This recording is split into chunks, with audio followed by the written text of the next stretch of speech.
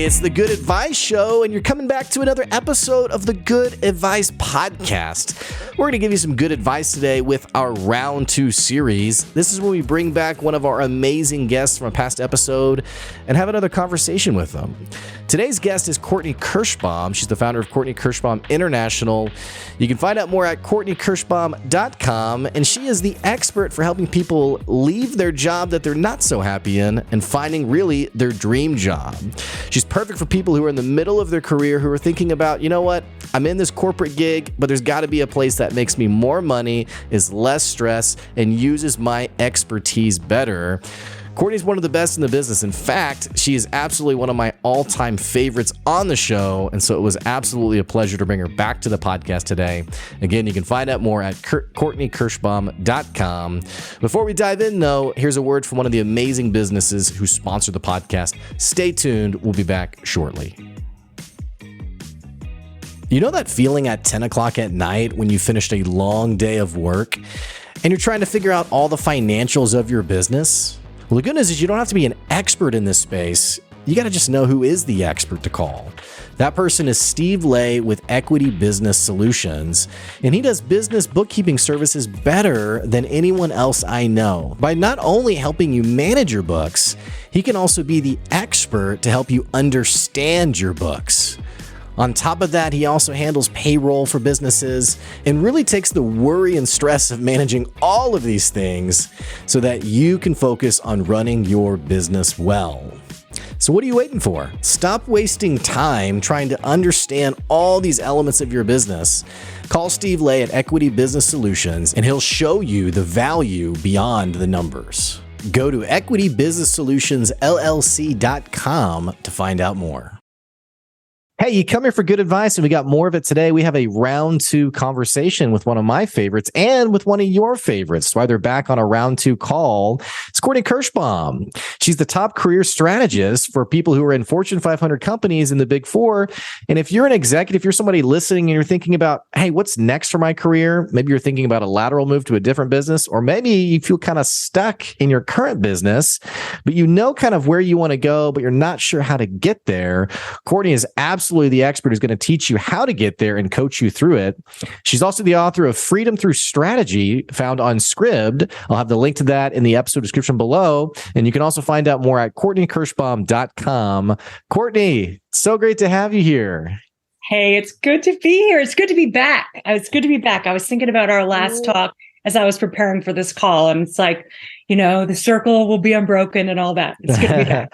It's crazy because I was looking at the date. You were on episode 105. We're now post 300 episodes, May of 2020.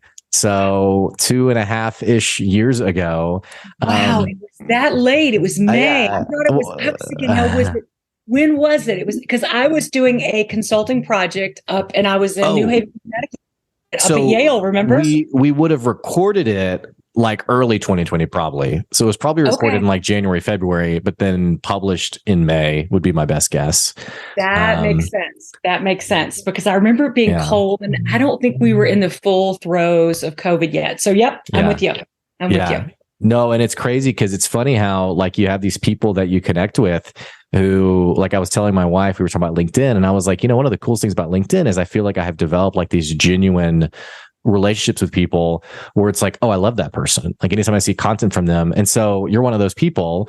Anytime I see your content, anytime, you know, I have an excuse to tag you, I'm like, oh man, I love what Courtney's doing. But then it's funny where you're like, oh my gosh, has it really been like almost 3 years since we've had like a conversation? It's just wild to me. So I feel the same. I feel like I'm connected with people that, you know, like on my email list or people that will email me occasionally. I'm like, oh, like you're my person. So yeah, I'm with you 100%. Yeah. So tell me a little bit about what are you doing these days? What are you working on? These days, I've been doing a lot of writing. Like I've always been one of these people who kind of looked at resumes like, God, why isn't there a better way? So I've been doing a lot of storytelling and a lot of writing. And I've been working with, I've had some really interesting clients, really interesting. I worked with a surgeon, which is a little bit out of my realm. And, you know, you always learn things from people. So mostly writing is consuming my time. I post a lot of stuff on Medium. So that's something that when I started my business, I wish I'd known how bad a writer I was when I worked as a corporate executive and how important it is to be a good writer. So that's like a big thing for me. And then of course I'm here, right? I mean, we went through COVID since you and I last talked, and that's no small thing. We made it.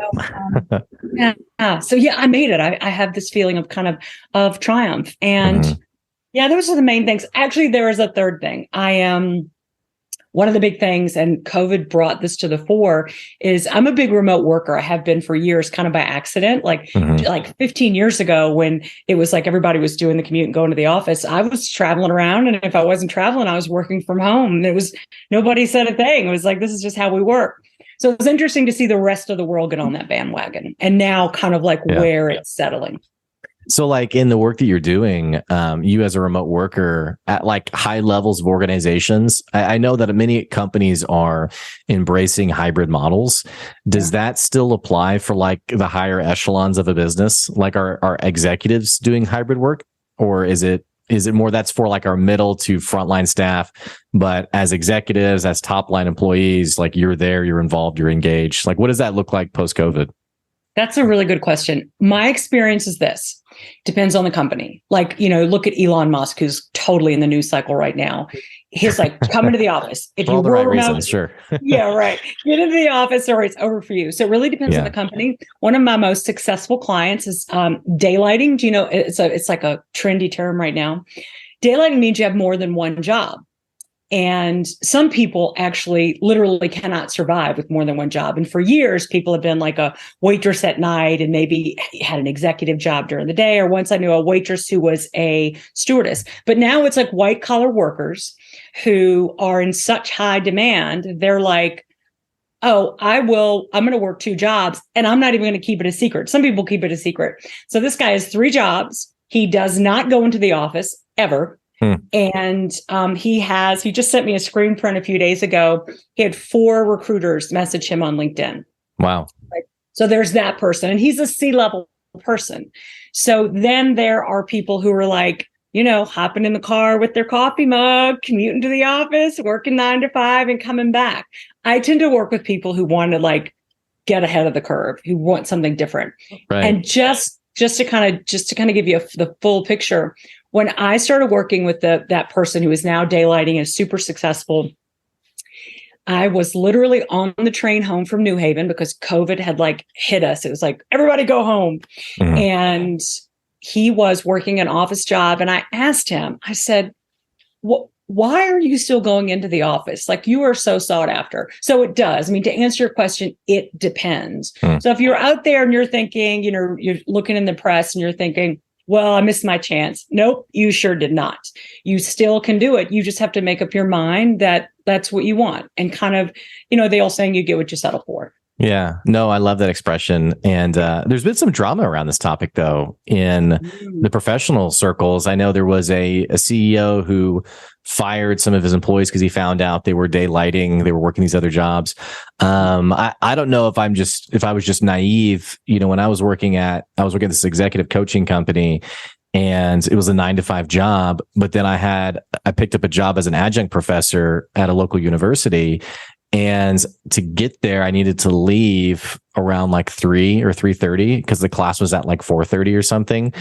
And it was once a week. And so I remember going to my boss and being like, hey, on Wednesdays, I need to leave at 3:30 because I have this thing over at the university. Is that okay? And she was like, yeah, sure, no problem. But again, me being naive and not knowing any different, I didn't even realize this was a source of drama. But like I mentioned, I think part of the drama is that, you have the CEO who let go a couple of people, but then sort of the pushback on there has been this conversation around executives who are working a multitude of jobs, or maybe they're sitting as a board member on a few different boards. They're managing a variety of roles. Have you been paying attention to this conversation? And if so, what's your opinion on it? Yeah, the biggest thing right now that I'm doing for people is, it used to be, salary negotiations, or they were just trying to figure out, what they wanted to be when they grew up.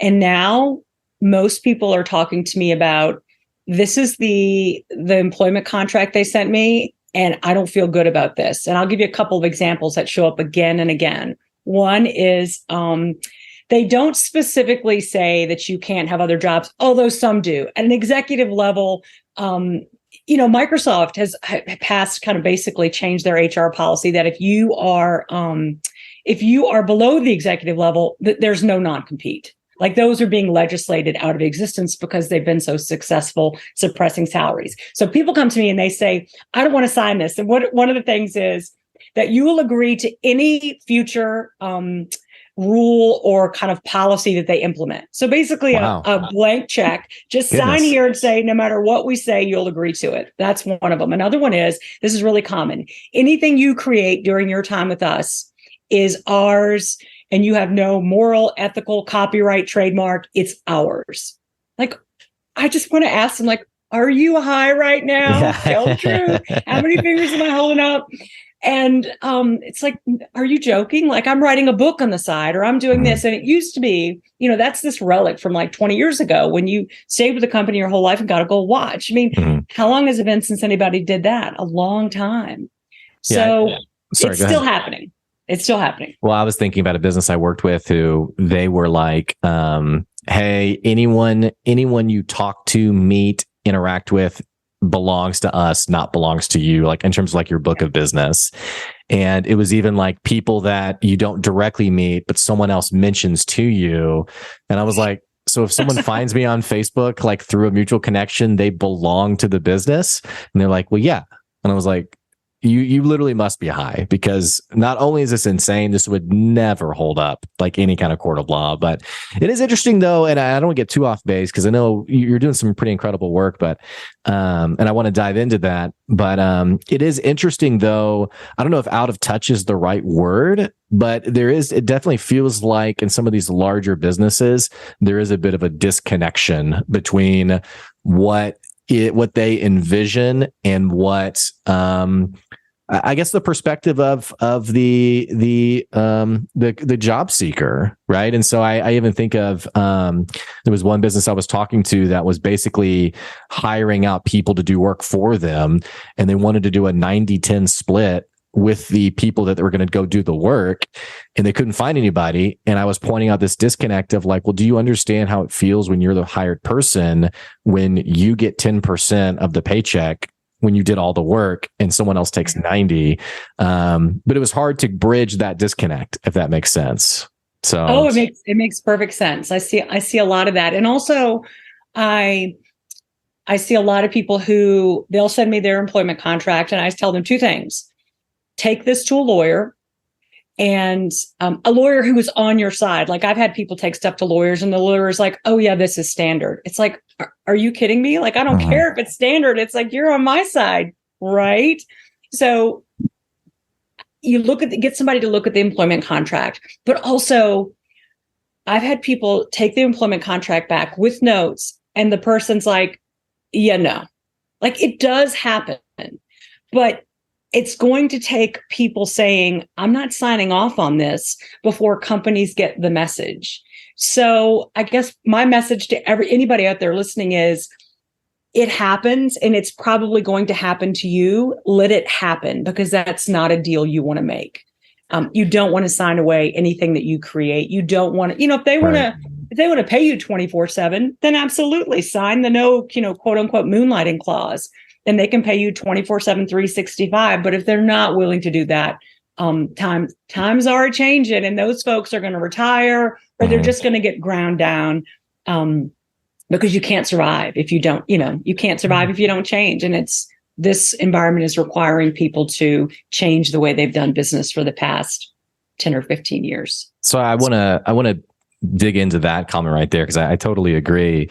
It feels like in like the hiring world, there's always this kind of subtle, like the subtext of the power dynamic. Like where does the leverage lie? Like, is it falling more in like the employer's position, or more in the person who's seeking the job? And I know during the the Great Resignation, which I don't know if we're still in it or not in it, but essentially this conversation over the last year or so of people, and actually there's a misconception. A lot of people think it's like a frontline hourly worker who's quitting en masse, and it's actually mid to senior level people who are quitting. Yep. But this conversation of like, where does the power dynamic lie? If you're seeking a job, like how much do you stand your ground versus acquiesce to some of these kind of questionable things? And I've even seen it kind of overt, where I saw someone who was hiring. They posted on Facebook, frankly, how pissed off they were that people coming to the interview weren't. Just this is gonna make her sound so awful. It was awful, but she didn't say it this way. But basically, like, wasn't like expressing enough gratitude that they were getting interviewed. And I remember they're not obsequious enough. Sorry for the interruption. No, yeah, it's great. Like, oh, I'm so grateful to be here, and thank you for this opportunity, rather than a business, like an even business exchange. Right. Yeah. Yeah, no, yeah. And I love that you add that on, because that's exactly what I'm noticing. And, as you're talking to people and you're talking career strategy, and, I'm sure even some of the most confident people who've had incredible careers, I'm sure there still is a level of anxiousness and trepidation around applying for jobs again. What does that look like when you're coaching someone to sort of kind of own who they are, without being overly, I guess that's the question. Like, how do you owning yourself regardless of how a company, how much power they're owning, I guess. Kind of a clunky question, but I hope you know what I mean. I do. I think I do. Let me start by saying one of the greatest quotes I've ever read, and I probably overuse this, and it's from a guy named Gary Halbert, who's a very gifted copywriter. And he wrote a series of letters, actually from prison, to his son. It was a federal camp prison that has since closed down. And this is what he said in one of the letters. He said, "There's no justice, only power." There's no justice, only power. And I think people come into the work arrangement thinking that it's just, and I did. So I'm not preaching. I'm totally like saying I did this, and a lot of people do it, even experienced people. You go you apply for a job and you expect justice. And I think the first kind of aha moment is you need to understand, no, like you're not going to get justice. There is no justice, only power. So that's the first thing. And companies kind of encourage this by saying, welcome to the family, and on and on. It's like, are you kidding? It's like I've worked in companies where someone passed away. For the first few days that they didn't appear on meetings, everyone like razor cut them to death behind their back. Where is so-and-so? I can't believe they didn't show up for our meeting. Then, like on the fourth or fifth day of that week, we found out that the person passed away. And I'm pretty sure the company sent flowers, and then the discussion was totally around, I wonder if there's a promotion for me in this. And that sounds like an episode of The Office, but these were good people. This was an okay environment. But the fact is, no matter how good people are or how good the environment is, it really is about just how can I get ahead, and everything else is kind of an illusion. And when you're drinking the Kool-Aid and you're in that environment, people are like, oh, well, you're just cynical or you're bitter or whatever. But it's like that kind of tagging people and shaming people with those words only keeps them from kind of protecting themselves. So how do you kind of marry? Because I guess I can see how it could be cynical, but how do you marry like the realism of someone you're coaching with, like, hey, it's business. This isn't like a justice seeking thing. So like, how do you marry that realism with also the excitement that someone's probably feeling when they're thinking about possibility? Like, where could I be going next? What could I be doing next? Like, how do those things work hand in hand with your work? Well, really, to answer your first question, the thing that matters, that brings it all together and kind of marries that kind of justice and excitement, is confidence. That is it. It all comes down to confidence. I have a friend who says confidence is the new currency. It's kind of the old currency too, because when it comes down to who's getting promoted, who's getting paid, who's getting the job, it's not skills as much as a company wants to tell you it is. I mean, if you're a brain surgeon, maybe, but for the most part, it's confidence. It's your ability to kind of this is pejorative and it shouldn't be, to kind of wheel and deal and to realize that they Sure. are not giving you a job. It's not a gift. It is a negotiation. Right. And that is the most difficult transition. Like, I work with people who are, maybe they've been managers for a long time and they're like, why can't I get a seat at the table? And that inevitably it's confidence. And to do that, to be confident and to come in and say, okay, I'm no longer a manager or senior manager, I'm a director or I'm a VP. You have to kind of take off your old coat and put on your new one. Mm-hmm. And this shows up in marriages, in friendships, in everything. So really, the first thing I would say is you want to be really honest with yourself about how confident are you? Because what I get a lot is, well, it's this nemesis. It's this office nemesis that is keeping me from getting ahead. It's like, no, darling, it's you. I hate to break this to you, but it is 100% you. So that's the first thing. And then understand that confidence is like a muscle. Confidence is not fixed. It is dynamic.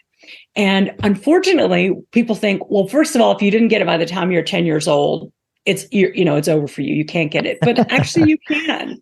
And you don't see it very often because there's this myth of like, well, if I didn't get it when I was a kid, if I didn't get it in my home, if my, parents told me I was worthless, then I can never be anything else. I will always feel this way. And that's not true. Confidence, you raise your confidence by surviving a series of small risks. And then as you survive those risks that you take, your confidence increases and you take bigger ones. And that's how you see these people who are bulletproof. But if you look around your office and you see people who are like, oh, this person seems to be just getting ahead and getting promoted. And, what have they got that I don't? Ask yourself if it isn't confidence.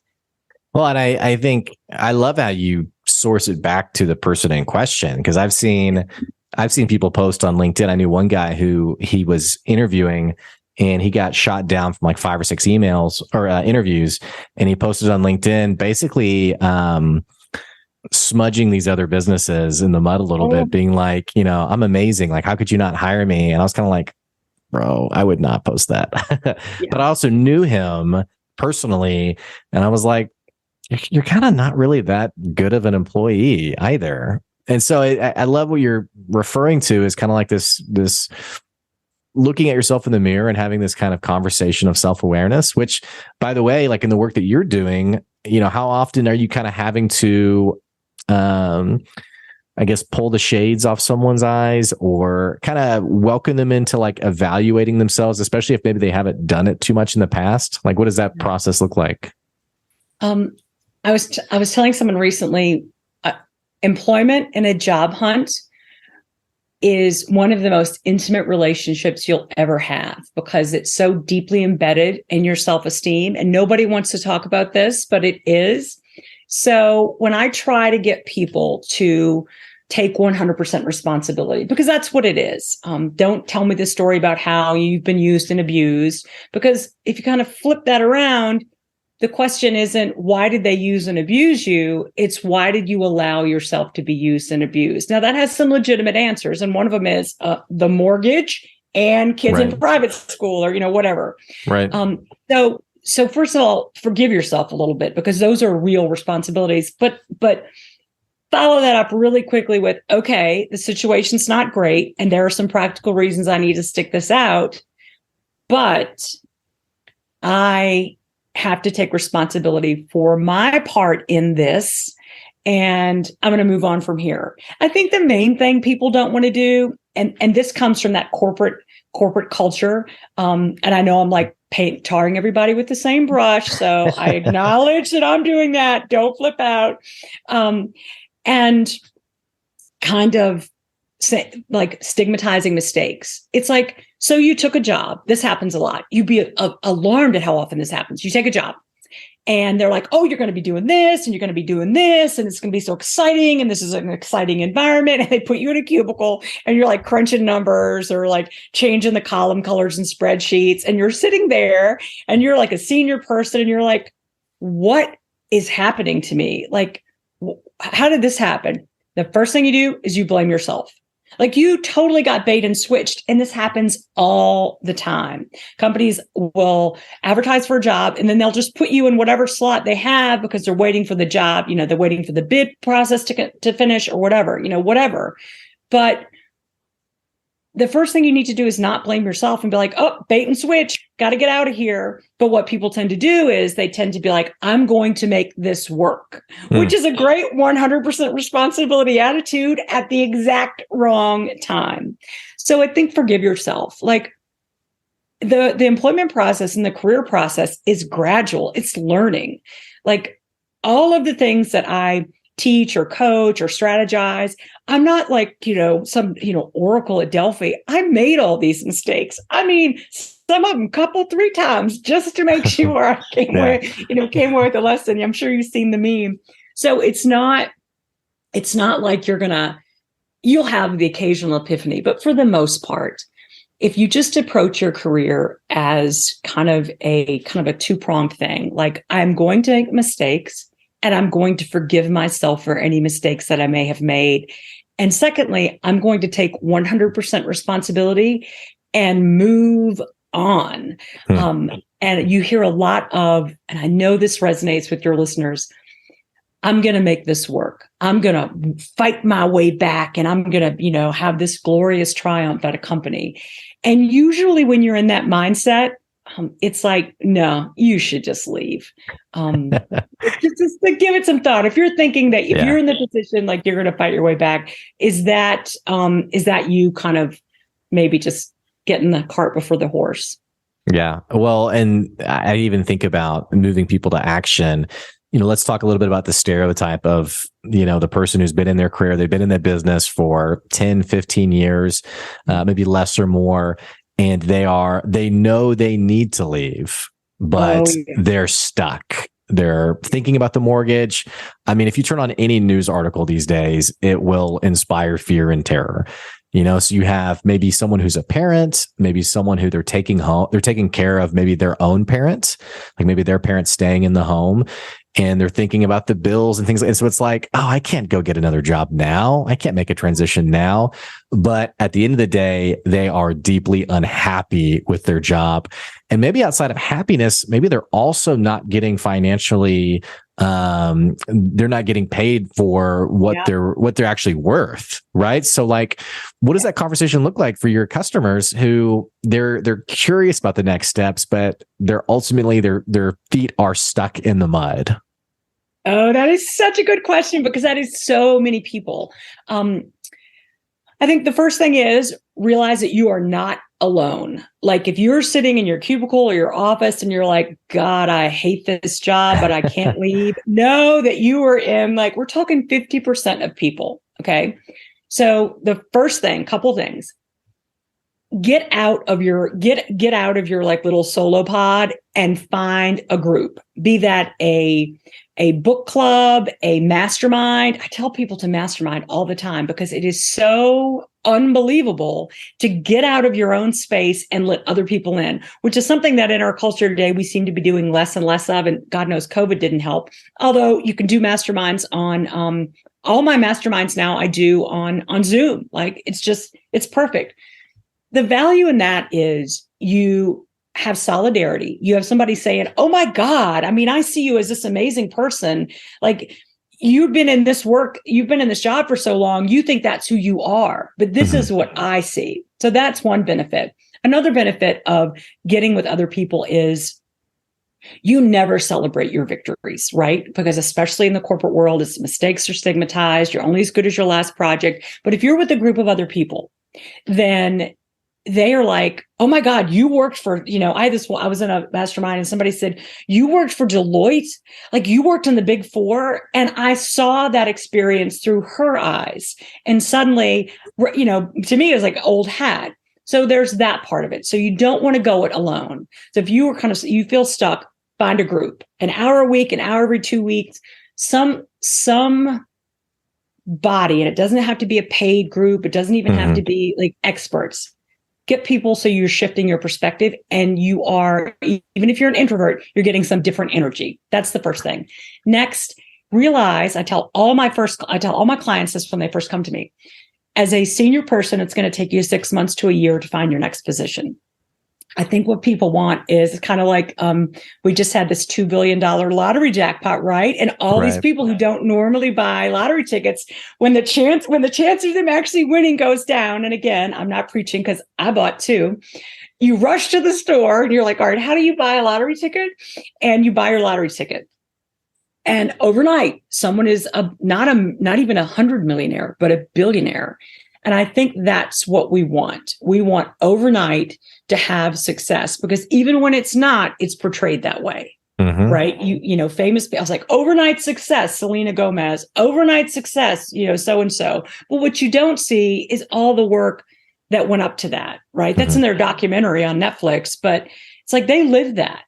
So it took a long time, and it's going to take time. So that's the second thing. Realize this is going to take time, but you have to start. And that is the third thing. Just start. So that is take a class. Start. I mean, this is so like light your lavender candle and like take a bath, but start a victory log. Like start getting out of this kind of doom and gloom attitude. It's like, right.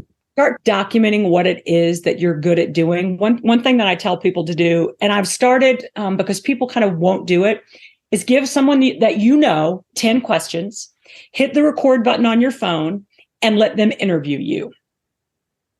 Because the things that come out of your mouth will blow your mind. And let me just give you a sample of some of the questions, because I've got them here. What are the top 3 tips you'd give someone entering your field or profession? All of a sudden you're talking about your profession in a totally new way. You're just a totally untilled part of your brain is getting some light of day. Another one is, what's the biggest compliment you've ever received? Who is it from? And what was the context? Again, that's just, when you start talking, the things that come out of your mouth are like, whoa, where did that come from? Right. Let me see. And some of these are pretty, I mean, they seem benign, but here's one. What's your genius? What does everyone say? Oh my God, you are so good at this. And what I find is people don't believe it when they hear that. My mother used to always tell me, God, you know, you're such a great writer.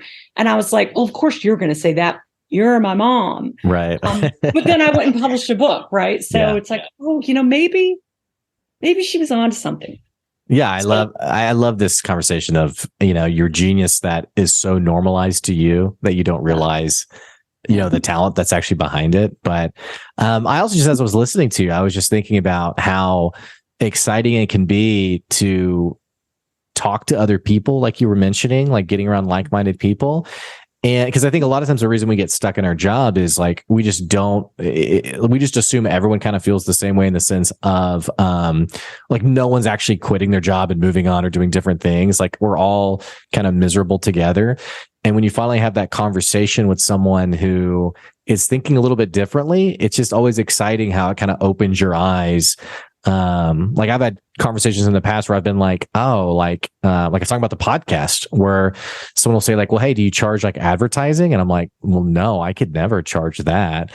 And I've had people who are like, why not? Like, why couldn't you? Like, here's some examples of people who do that. That wasn't like a subtle plug for advertising on the podcast, but I will say I found myself, when I'm not chatting with other people, it really limits my daily perspective on the events that I'm experiencing. So I think it's great advice for sure. And also just listening to you, I think what's really exciting, Courtney, is I don't know if your customers feel this way, but I could definitely see a customer coming to you envisioning working with you as very transactional. Like you having kind of the bullet point list of like, yeah, I need your resume, this. Okay, great. I'm gonna send you on your way. It sounds like it's so much more than that. You know, you mentioned how the job hunting process is kind of intimate. It sounds like the kind of advice and work you do with your customers is very personal and provides a lot more than maybe what a typical career strategist would do. Oh, for sure. I think that's perhaps one of the biggest surprises that my clients have, because if you think about your career, it is one area where you are like, I have to do this myself. It is very much I'm going to John Wayne it. I mean, if you want to learn how to play the piano or play tennis or do yoga, you go and you find an instructor. Like, it's like you wouldn't dream of like doing it yourself. I mean, that would be unusual. But more so than with other things, people feel like they have to kind of manage their career on their own. And if they don't, it's like a personal failing. Like, I should be able to handle this. So really what I do, and I do help people, I do think writing is important, and I do help people with their stories and, to reframe mainly LinkedIn. Everybody talks about resume, but your resume is like third or fourth in line, because what people see first is your LinkedIn. But it's personal. And I think people come to me and they're like, and some people do, they come to me, I write their resume, or I help them with their LinkedIn and help them with their bios and do some writing. And then they're like, I don't want to deal with this personal stuff. I just want you to tell me how to get a job. And they kind of disappear into the ether. And other people are really kind of hungry and they want to figure this out. They're sick and tired of being sick and tired. So it is definitely, when it comes down to it, everyone's searching. It's interesting. Like, I need to work on my resume, and it's like they think the resume is somehow like the port key, right?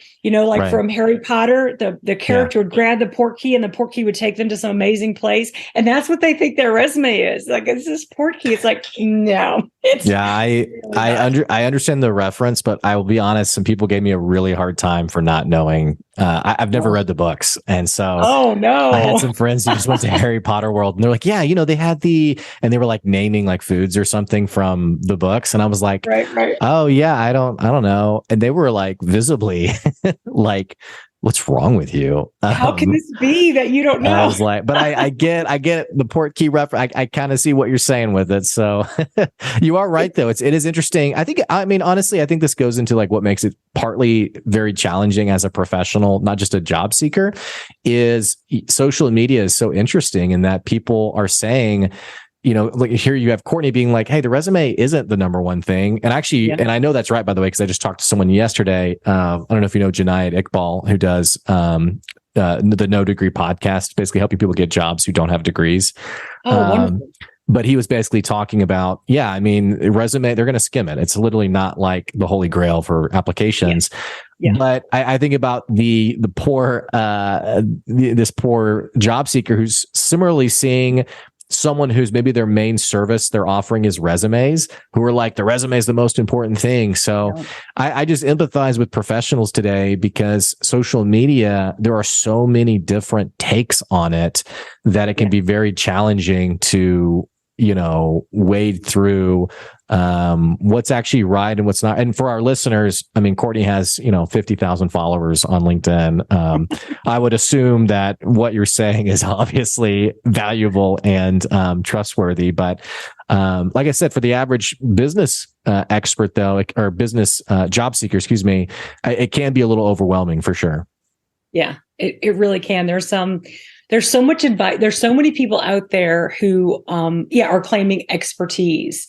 And the one thing I would say to anybody is, and I do this, I always have like a first meeting with people, because if we don't hit it off and you're, I'm not your person and you're not my person, then it's not going to work. And you really do need to find somebody who's is going to sync up with you and understand what's going on with you. And that's why I used to be a bit more general. And I realized my world, the sea that I swam in, was the Big Four and Fortune 500. Now I work with higher ed folks, and I've also worked with surgeons, but, and we found it, we were a great fit. We had a blast working together. Some of these people I'm still working with, but as a rule, the people that I really get what they say in just a few words, like name that tune in 3 notes. Now I'm really dating myself. Are those people who have experience in the Big Four, kind of made their bones in the Big Four or Fortune 500. So that's great. Somebody that you're like simpatico with.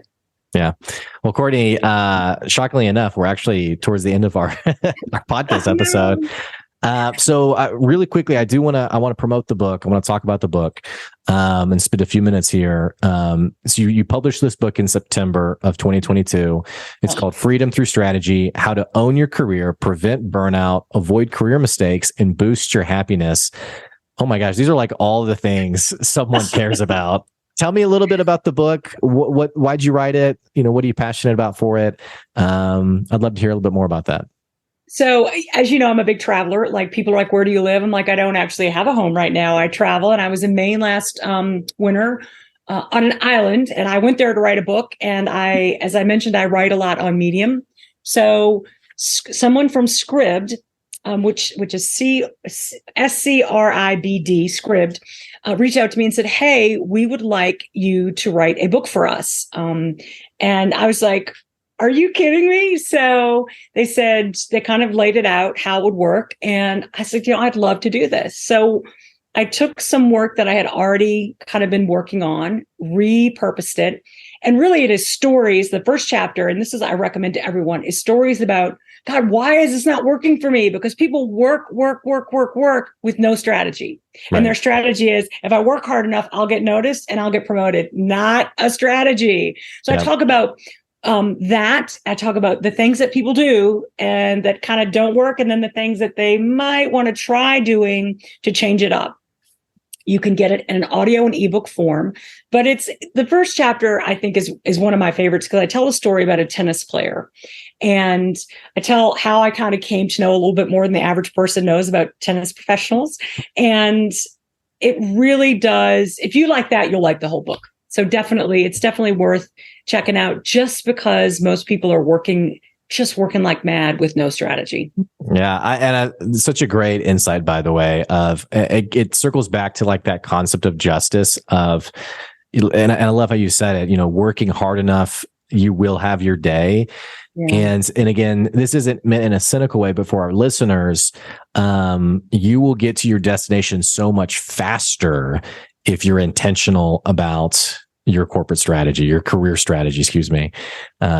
So, Courtney, oh my gosh, this went by so fast. It is such a delight to have you on the podcast. You're always welcome back at any point, especially whenever the next book gets published.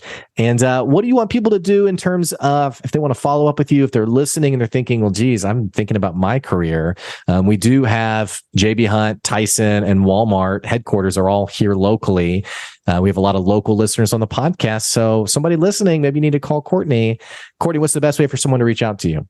The best way to reach out to me is go to my website, CourtneyKirschbaum.com, and just look around and think, hey, is this person a fit for me? Check out what I offer. And if you want to book time with me, that's great. Also, if you're a reader, go to Medium. I post on Medium, and you can follow me there and that will really give you a taste of what I do. And of course, I'm on LinkedIn all the time. So any one of those three places, you can connect with me. I think if I'm not the only Courtney Kirschbaum on LinkedIn, I'm probably pretty close. And also that I have loads and loads of followers. So you'll know you found me. Also, my LinkedIn masthead, I have a picture of my book.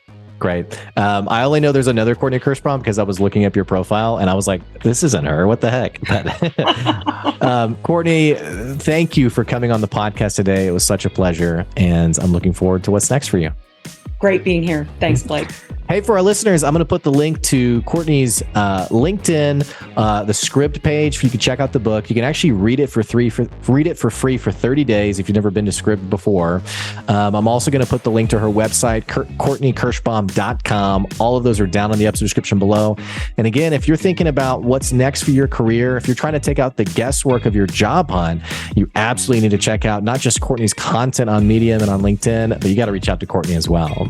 And hey, if you're checking out the podcast for the first time, what the heck are you waiting on? Click the subscribe button and the follow button so we can keep bringing you good advice wherever you are and wherever you are in your business. And don't forget, you can support the podcast on our Patreon. It's at patreon.com/goodadvice. And of course, we appreciate you guys who've been supporting the podcast long term. That's today's good advice. We'll catch you later. See ya.